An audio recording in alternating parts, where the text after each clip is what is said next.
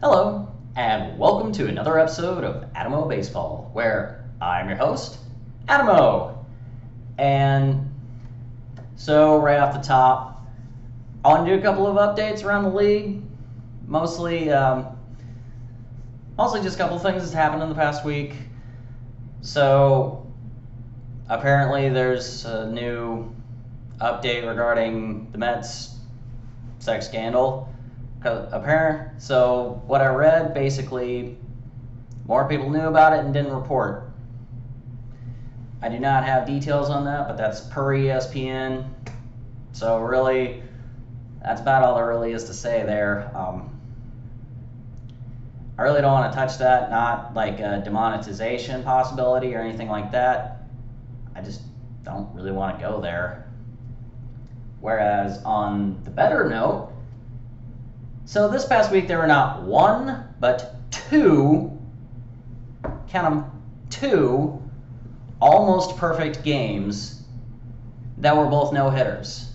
So Friday night last week, I talked about how Joe Musgrove threw the first no-hitter in San Diego Padres history, which was awesome because I got to see it live. And he missed the perfect game because with 2 out in the 4th inning, he accidentally hit Joey Gallo in the thigh, the right thigh, with a pitch. Well, a couple of days ago, Carlos Rodone, who was actually released by the White Sox last year, but they went ahead and re-signed him this year, he threw a no-hitter this past week, and lo and behold, he missed the perfect game for the exact same reason, for the same number of batters, but later in the game. He threw 8 1/3 perfect innings, and then hit a Cleveland Indians batter in the toe with a pitch. In fairness, it looked like the pitch just got away from him. And the Cleveland batter, he kind of gave him a dirty look, but it wasn't about, I hate you so much as it was just, I'm mad because I got hit with a pitch. And sometimes unfortunate things happen. But at the same time, he threw the 20th no-hitter in Chicago White Sox history, making the White Sox the team with the second most no-hitters in baseball history, behind only the LA Dodgers with 26. Not gonna lie, I would have thought the Yankees would have been at the top of that list with all the Hall of Famers they have, but no, Dodgers are at the top of the list with 26. And in 1 week, we had 2 no-hitters. Last time I think that happened was 1991, when there were 2 no-hitters thrown on the same night. One of them was combined, the other one, I think, was one pitcher. Actually, I think both of them were combined no-hitters, because there have been a lot of combined no-hitters in baseball history.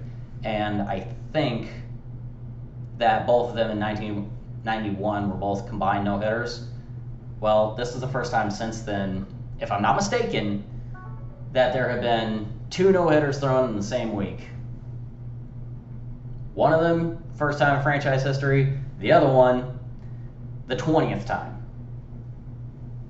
Just a little quinky dink for you. Now, I'm going to get into each team. Some I'm going to be far more knowledgeable than others, because some teams I got to watch, other teams I don't.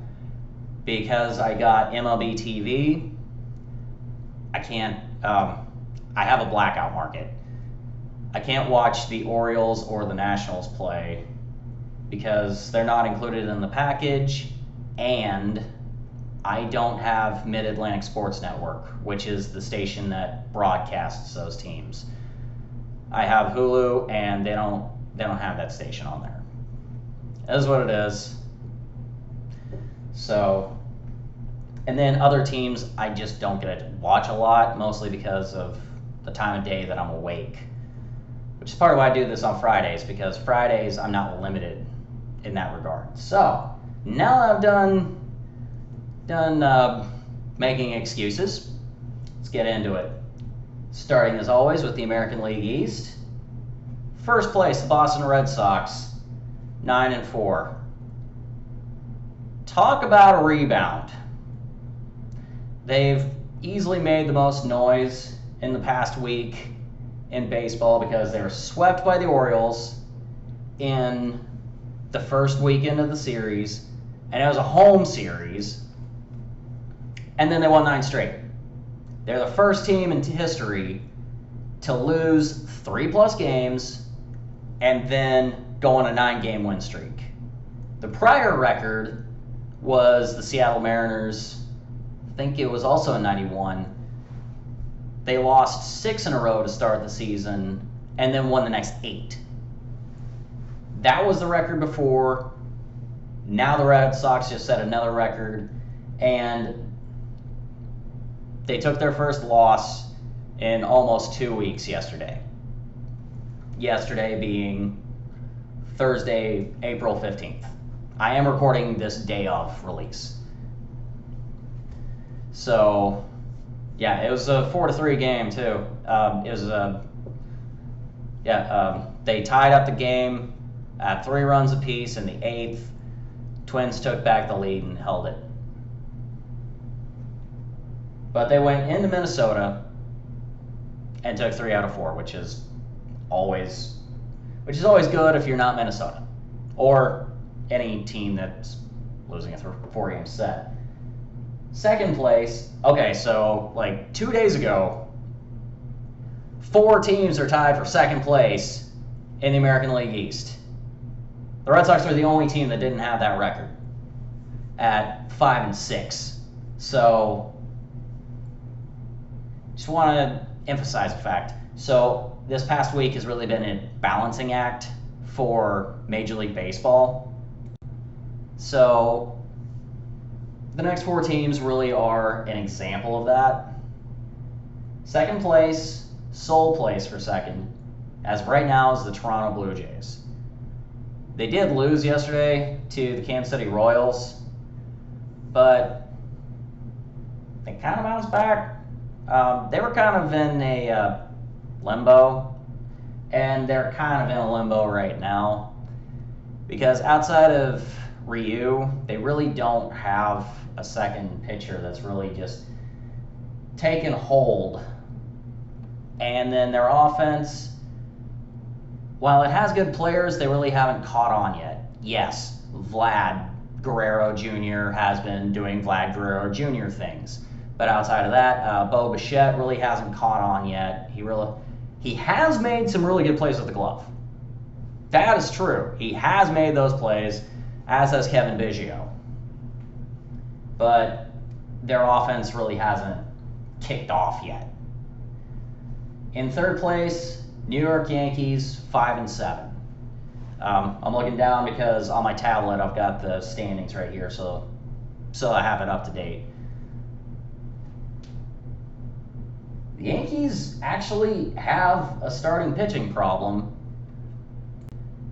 but they also really haven't scored a lot of runs this year.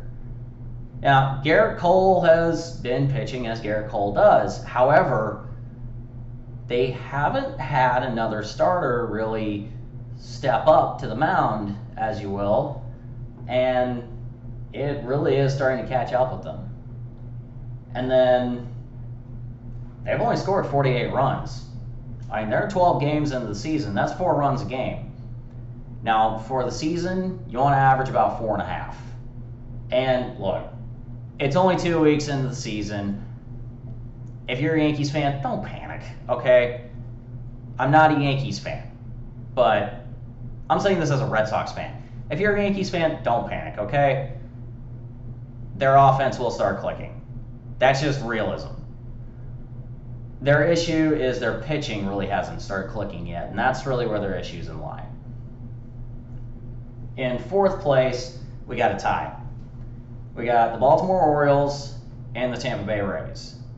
So, after starting hot out of the gate, winning those 3 straight against the Red Sox, they're actually 2-8. They have not played well since then. Now, in fairness, 3 of those losses were to the Red Sox, and they scored 9 runs in a 14-9 loss. So it's not like their offense hasn't been clicking. I mean, they scored more runs than the Yankees thus far. And so Cedric Mullins, their leadoff hitter, he has been hitting well. But outside of Cedric Mullins, who's their leadoff guy, by the way, their offense has hit some home runs, but they really haven't had anyone else step up. And their pitching actually hasn't been that bad. Yeah, they had a couple of games where it wasn't good, but they're like John Means is still pitching pretty well. I think his record's 2-1 now. It might still be 2-0, and I don't think he's given up. Or I think he gave up 3 runs in his 3rd start. So in one game, or one mediocre game, he had a mediocre start, whereas his first 2 starts were just phenomenal. And other pitchers around him haven't been bad, but their bullpen really hasn't been great. So last Saturday night, I actually got to go see the Orioles play. I saw them play the Red Sox. I saw that 4-3 extra inning game. Or 6-4. That was the final score, 6-4. And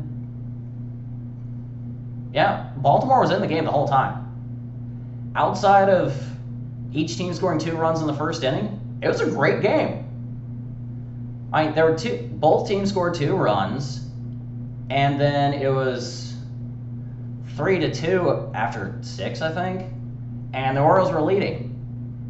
And then it was the top of the 8th when the Red Sox took the lead back. The Orioles scored a run in the bottom of that one in order to tie the game up, and then the Red Sox scored 2 in the top of the 10th. And I finally got to see Matt Barnes pitch, and last week it was not a good thing that I didn't know who Matt Barnes was, or that Matt Barnes was the closer for the Red Sox, because he's only allowed 2 men on base the whole time in 9 appearances, I think. He might be up to 10 appearances by now. He's allowed 0 hits. He's allowed 2 walks. He only has 2 saves to show for it.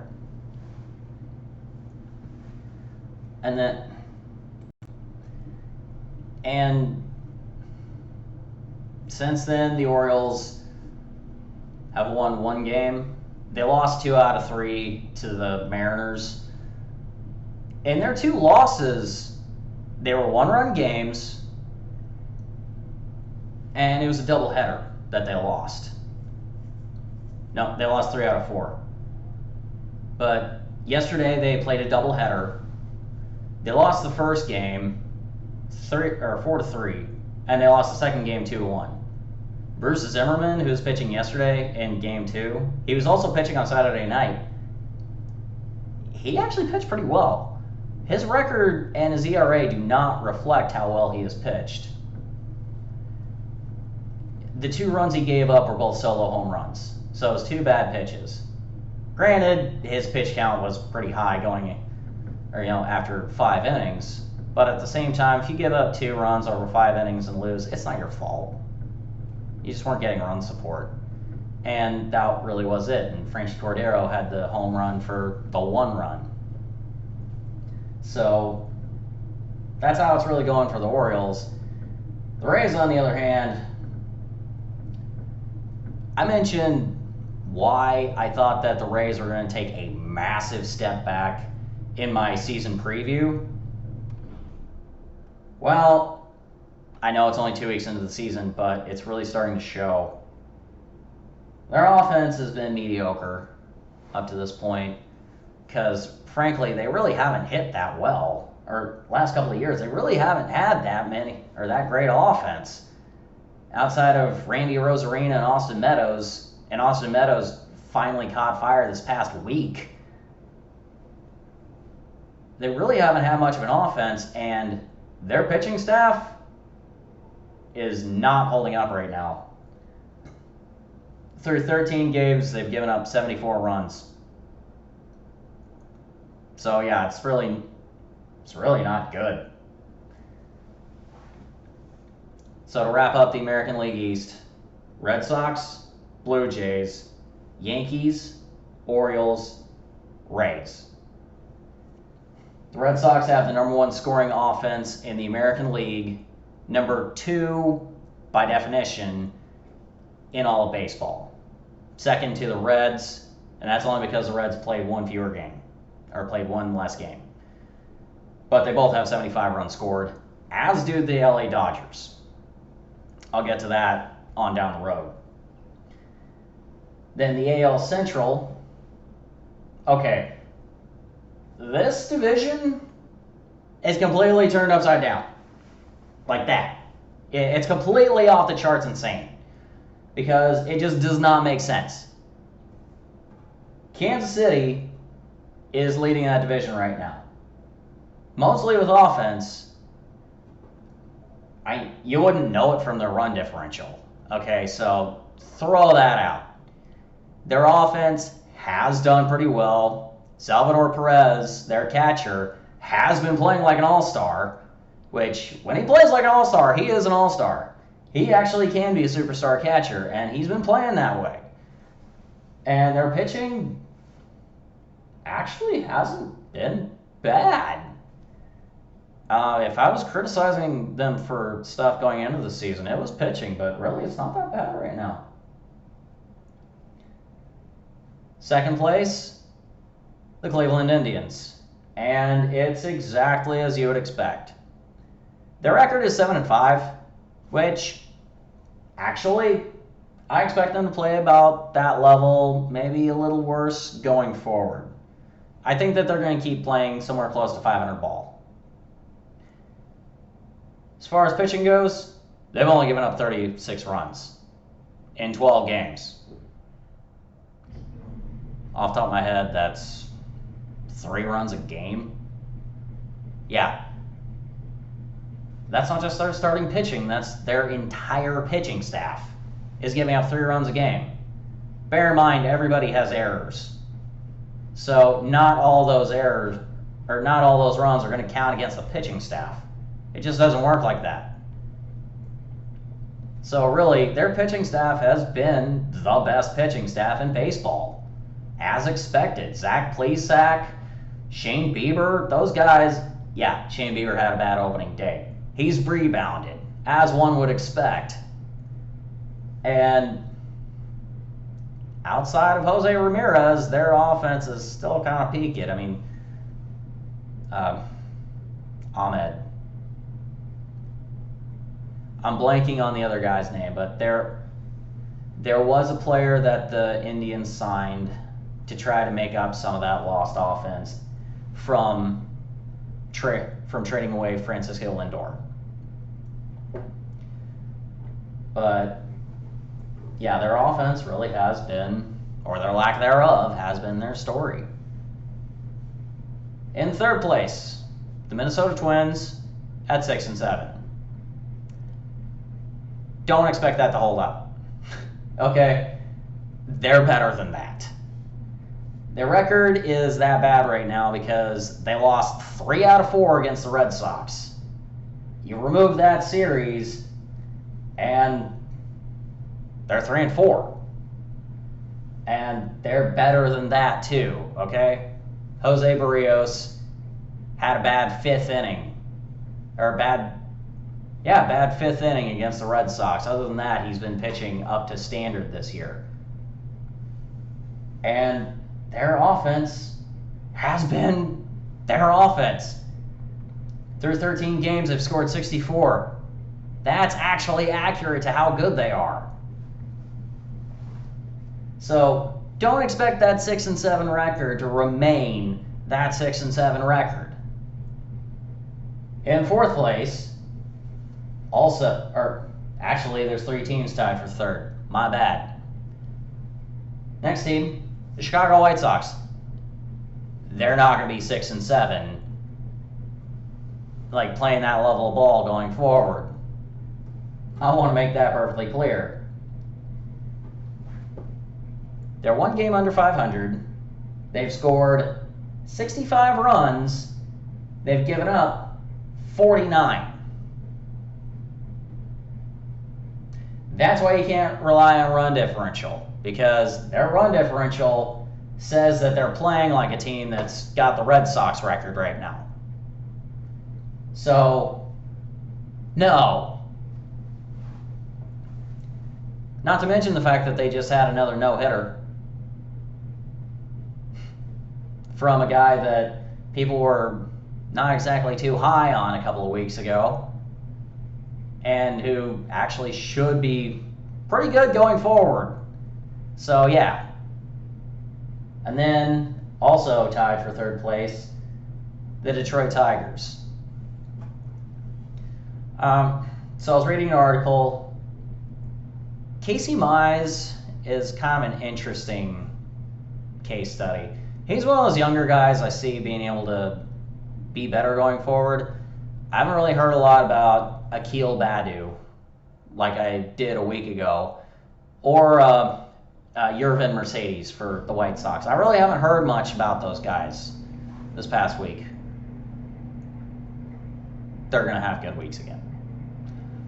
Casey Mize, he had a great first game. His last two games haven't been as good, per se. And so, like, a lot of his pitches are there. He's just still got some experience that he needs to gain. But I think that not this year, maybe not next year, but the year after, he actually could be a really good pitcher in the league. So, watch him. Though I think that their record will start to dwindle a bit as the year goes on. I think that they're a good team to keep your eye on. The American League West. This is a division partly that you look at and say there's a balancing act. Partly because you don't really know what to expect in first place, and no, it's not going to be like this the whole season. The Seattle Mariners at 8-5. James Paxton has to have season-ending has season-ending surgery. 21 pitches into his first start of the season. He left when he was in extreme pain, and he has season-ending injury. Marco Gonzalez is a bit inconsistent. Now, Mitch Haniger had a really good week, okay? He had 2 home runs yesterday against the Orioles. He really was the Mariners player that had a good day, not just a good game. So, he may be your all-star, and I have heard his name in the past, so he may actually, he's got 4 home runs on the year already. We're 2 weeks into the year, he's got 4. And if he can keep hitting 2 home runs a week, that's a 52 home run season. Don't count on that. But he's been playing pretty well, and the Mariners have been overachieving a bit, but they're in first place right now. Remember that. That happened. In second place, the team that probably should be in first, but maybe not. High pitch voice. The LA Angels. So, Shohei Ohtani is probably the most fun player in baseball to watch. I mean that. I'm not much for the exit velocity type hits, but in his first start as a pitcher this year, not only was he batting second, which was the first time that a pitcher bats second in the American League since 1903, he threw a 100-mile-an-hour pitch, 101 actually, and had an exit velocity home run of 116. So, yeah. He is also the one pitcher for the Angels, that has proven to be an ace, and he's hitting. The rest of the pitching staff, a bit inconsistent, but Ohtani, he's been doing it. Mike Trout has been doing Mike Trout things. He's actually doing even better than he normally does, and he's been the best player in baseball for, what, a decade now? Third place, the Houston Astros. Remember when they were 5-1? Well, actually, they were 6-1. They're on a 5-game losing streak. They started the season sweeping the Athletics. They just got swept by the Athletics. So, really, this is that balancing act I was talking about. Houston's playing 500 ball, and honestly, they're only kind of an average team this year.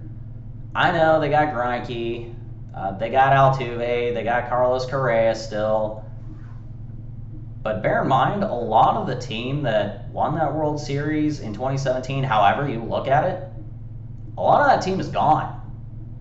Verlander's out for the year. He might return September, if he's lucky. And if he wants to play in the World Series, he has to be on the roster August 30th. Or at least that's what it was previously, that you had to be on the roster by August 30th. I think that rule is still in place. So, yeah, he's not there. Greinke is pitching well. But outside of Zach Greinke, they really haven't had much for pitching. Like, their pitching staff really hasn't been there.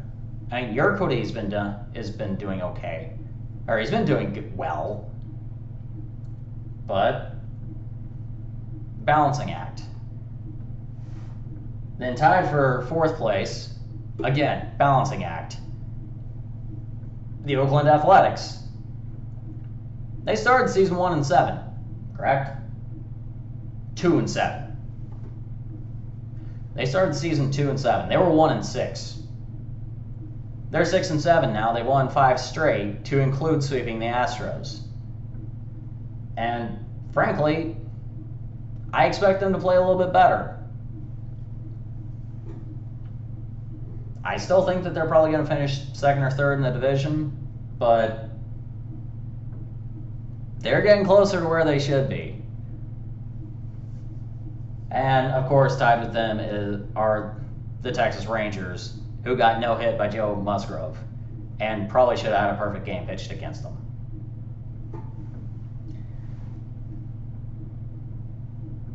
Nathan Lowe had a really good week last week.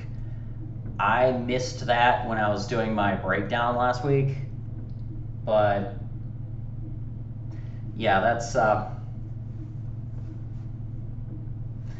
about all the Rangers have really had to brag about. Outside of that, there really hasn't been much. So, frankly, the fact that they're still tied for fourth in the division should be a win. Now, I want to emphasize one fact as I finish wrapping up the American League. It's the middle of April. A lot of things are going to change over the next 5.5 months. The baseball season is 26 weeks long. It's 6 months. A lot is going to change over the next 5 to 5.5 months. There's going to be a team competing in July that we're going to be talking about that could be trying to trade for the better and then ends up dropping out of the race altogether, whether they do or don't make decisions.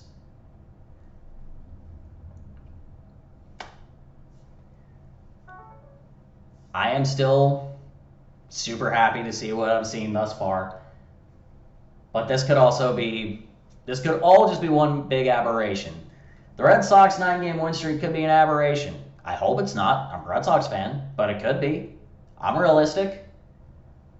And That's the American League. Now I'm going to pause for a little bit, and then I'm going to break down the National League. I'm back. If you're watching on YouTube, you're probably wondering why I did that. On my podcast, I have to take a break in the middle, so this was like the perfect time to do so. So now I'm back. So now I'm going to break down the National League. I'm going to start with the National League East. Now I want to remind you, this is not going to hold up.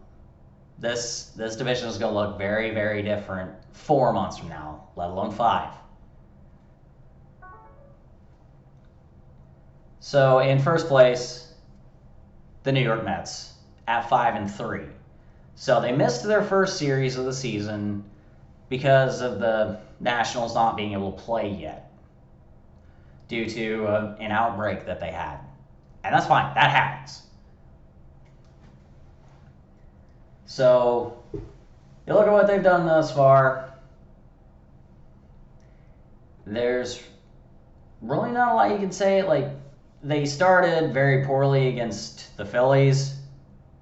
In fact, I think they got swept by the Phillies, but since then, no, they did not get swept by the Phillies. They were 1-2. They're on a 3-game win streak. And frankly, they've won 4 of their last 5. So they're actually on a hot streak this week. I just now put that together. Wow. So you look at the runs allowed versus runs scored, and you're like, wait, how have they only allowed 26 runs? Well, it's because they've only played 8 games. Bear in mind, that is really good. I don't want to downplay that. That's less than 4 runs a game. That's really good. And their pitching staff is also really good. So it stands to reason that they would do that. And then their runs scored, they've scored 29 over 8 games, which is a little over 4 runs per game. You'd definitely like it a bit higher than that, but then again, it's not really a great metric for right now because we're only 2 weeks in. So just bear that in mind. In second place, the Philadelphia Phillies. Again, they just got swept by the Mets after having won the series to start the season. They started the season 5-1. They've lost 5 of their last 6. And they're on a 3-game losing streak. Their bullpen was the story a week ago. This week, not so much. And frankly, they don't have a lot of runs to show for it. So they started hot out of the gate. They had a bad week. It's possible that both are aberrations, that they're just an average team. But at the same time, one could be more representative of them than the other. That's fully possible. In third place, look, I know they're only 5-7, but this is probably one of the most fun teams to watch. The Miami Marlins. They're 5-7. I read an article, and Jazz Chisholm lives up to the name Jazz. I remember doing Miami Marlins preview, doing that specific episode, and just acknowledging the fact that they had a player named Jazz. And frankly, he's done pretty well as a second baseman. Hitting stats, it's what you want for a second baseman, and he's been flashing the glove, so it's just fun to watch him play. I would buy a ticket to see Miami play, if nothing else, just to see Jazz Chisholm play. It's fun. All right, I'm getting ahead of myself. Okay. In fourth place, the Atlanta Braves at 5-8. This is easily the streakiest team in baseball. So they lost 4 straight. Then they won 4 straight. Then they lost 4 straight, and they won yesterday. Their offense has been Ronald Acuna Jr., and then their catcher, Travis Darnaud, he's hit pretty well for a catcher. I think he's hitting .259. And Ronald Acuna Jr. has done everything you can ask him to do, especially as a leadoff guy. He scored from a pop-up, or he tagged up and scored from a pop-up to second, or behind second base. No one knew that he was going to tag up and score, but he was just that fast. He's still hitting, I think, like .450 or something. Anytime you see 4 on a batting average, don't take it seriously, okay? All that means is that his player is playing hot right now. No one's hitting .400 this year. Let's not kid ourselves. But he's been playing pretty well. Outside of that, however, and Travis Darnaud hitting, I think, .259, they have one other player who's hitting above 189. And that's a player who's got 2 hits and 5 at-bats total. So that one doesn't even technically qualify because he's not playing every day. Their offense is, on paper, you look at the run score and you're like, oh, 59 runs, that looks good. Then you read that and it's like, how? So it's only a matter of time before Ozzie Albies and Freddie Freeman really start to hit their stride. But it's just not there yet. In last place, the Washington Nationals. So they're just off to a really bad start. Patrick Corbin has not been pitching as well as he should be. Max Scherzer's given up a lot of home runs up to this point. I don't think that they're going to play that way the whole season, but as of right now, it's not that great, and frankly, I don't know how Strasburg is doing. I think he's doing better. And then, outside of Juan Soto, their offense really hasn't clicked yet, so as of right now, the Nats have a lot to be desired. But, as I said, it's 2 weeks into the season. That division is going to look a lot different. Probably 2 months from now, let alone 4 or 5. The NL Central. Okay, this has just been a fun division to watch. So statistically, the Cincinnati Reds have scored the most runs in baseball. Not by number of runs, but by runs per game. They've scored 75, which ties the Red Sox and the Dodgers. Only the Reds have played 1 less game. And they're 7-5.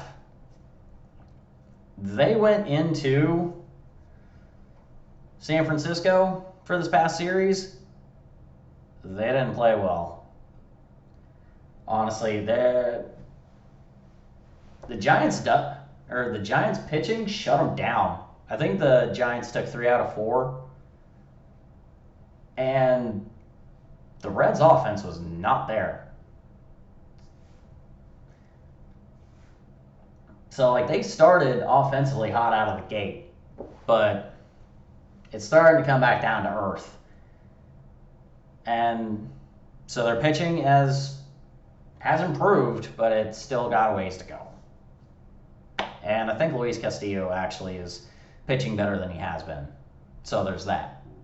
That's always a good thing. I like watching him pitch. Tied for first place, I can't believe I'm actually saying this, Milwaukee Brewers. I don't see that one holding up at all. Granted, they've only allowed 39 runs through 12 games. That means that their pitching staff is on par with the Cleveland Indians with what it has been. They had the best reliever in baseball in Josh Hader, that's kind of a hands down type scenario. Well, hands down, but they still got a ways to go with their pitching staff. Really, I think it's overachieving right now. Just being completely honest, I think it's overachieving. Their offense, I actually haven't followed them as much, so I don't know how well Christian Yelich is doing because he's due for a bounce back year because last year he did not play up to his standard. So we'll just have to wait and see on that one. Third in the NL Central, the St. Louis Cardinals.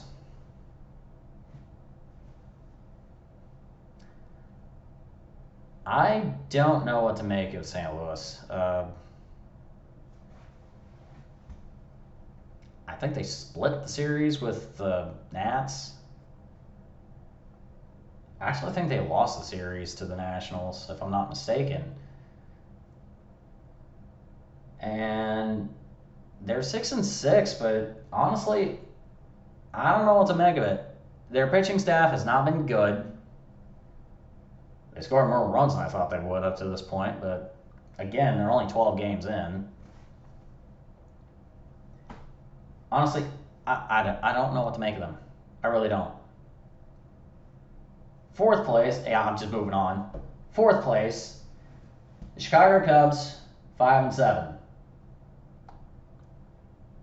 Wow, I didn't know this. They've only scored 32 runs through 12 games. That means that they've scored about 2.5 runs per game through 12. It's real hard to win when you can't score. And then in last place, the Pittsburgh Pirates, 5-8. They actually had a pretty decent week. If I'm not mistaken, or they either split the series with the Padres or they took the series from the Padres. And as it turns out, they're the one team besides the Dodgers who actually plays the Padres well. I didn't know it, but prior to that series, they only lost like one game to the Padres in like their previous 6 or 7. And then they played them pretty tough this past week. And since they started and after starting 1-6, they've won 4 of their last 6. So really, that's pretty good for the Pirates. I mean, I don't expect to see them doing much going forward, but at the same time, they had a good stretch. They had a good week. Can't fault them for that, and I don't. The NL West. This one, so about 3 days ago, this division looked exactly what I expected it to look like, not just at the beginning of the season, but at the end of the season. It doesn't look that way right now, though I do think it will come back. Look, all right, elephant in the room, LA Dodgers, 11-2. And they've won their last 6 straight. Who knew? They lost opening day, and they lost about a week ago. I don't even remember who they lost to. It's been that long. And then this weekend, we finally see we're about to see the Padres play the LA Dodgers for the first time this season. So frankly, maybe we'll finally see some competition against the Dodgers. Maybe not. But yeah, the Dodgers, their offense is playing out of their mind, their pitching is playing out of their mind, and their defense is playing out of its mind. I don't know what else to tell you. If the Red Sox weren't stealing all the headlines, the Dodgers would be. It's that simple. Second place, this is the team that should be stealing headlines. The San Francisco Giants. Now, I don't expect them to play this way the whole season. They're 8-4.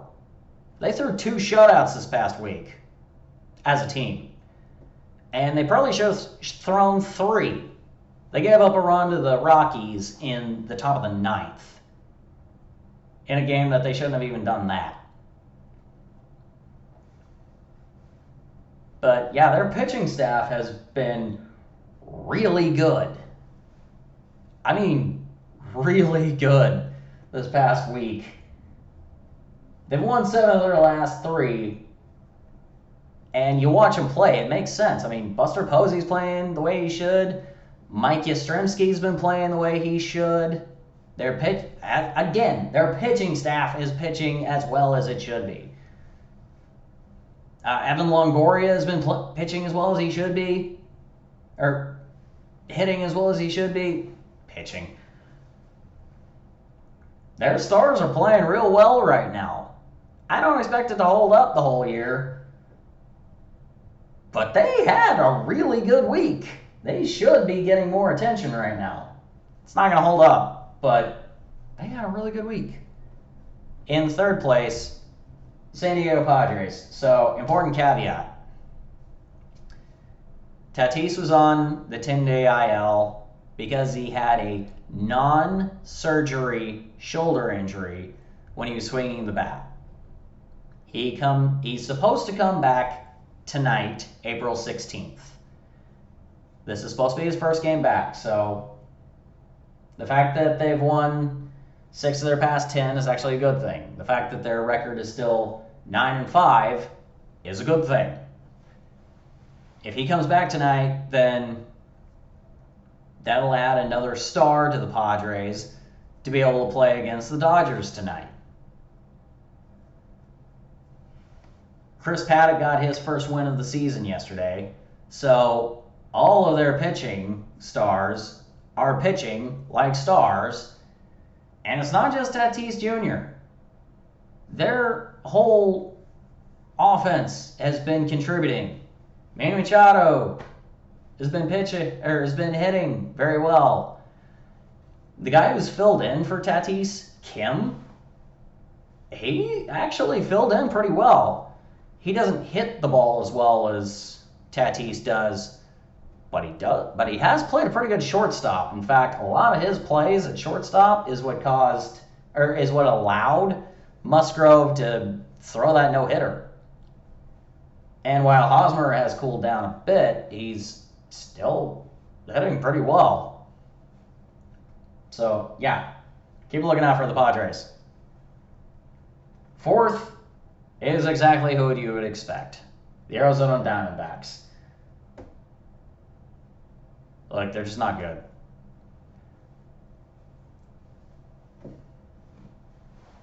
They've scored a lot of runs, but they've given up a lot of runs. And their pitching staff just isn't there. Honestly, it's really not. And I don't expect Arizona to be able to play any better. All right, if they win 5 out of 8 going forward, don't be surprised. And then last in the division, Colorado Rockies at 3-10. I'm scrolling one last time to make sure that this next statement is accurate. Yes, it is. They have the worst record in baseball. Their starting pitcher, Gomber, actually has pitched pretty well. So they've got that bright spot. And Trevor Story is building up his trade stock going forward. And yes, this is a contract year for him. So July, Trevor Story is probably going to be wearing a jersey with a different name on it. A different team's name on it, I should say. Don't be surprised when that happens. And frankly, there's not really much else to say.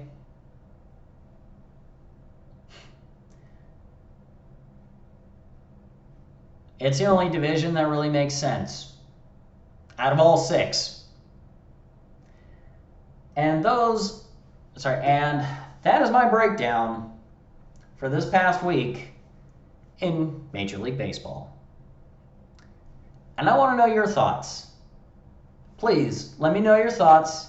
If you're watching on my YouTube channel, please comment down below. Or if you're listening on my podcast, come on over to my YouTube channel. Let me know your thoughts. And you can also let me know on Twitter, AdamOBaseball, at AdamOBaseball1. I'll be the first person you find, or at least I should be. And yeah, please let me know what you think. Let me know something that I missed, because I know that I kind of had to scroll over some teams because I just haven't had a chance to watch them. I haven't had a chance to do more than just some brief research because I can't watch all 30 teams at once. Okay, I'm not ESPN. I'm not Fox Sports. I don't have that capability. So let me know something that I missed. If you like it, go ahead and hit that thumbs up button. If you really like it, hit that subscribe button. And with that being said, thank you for listening and watching. Cheers until next time.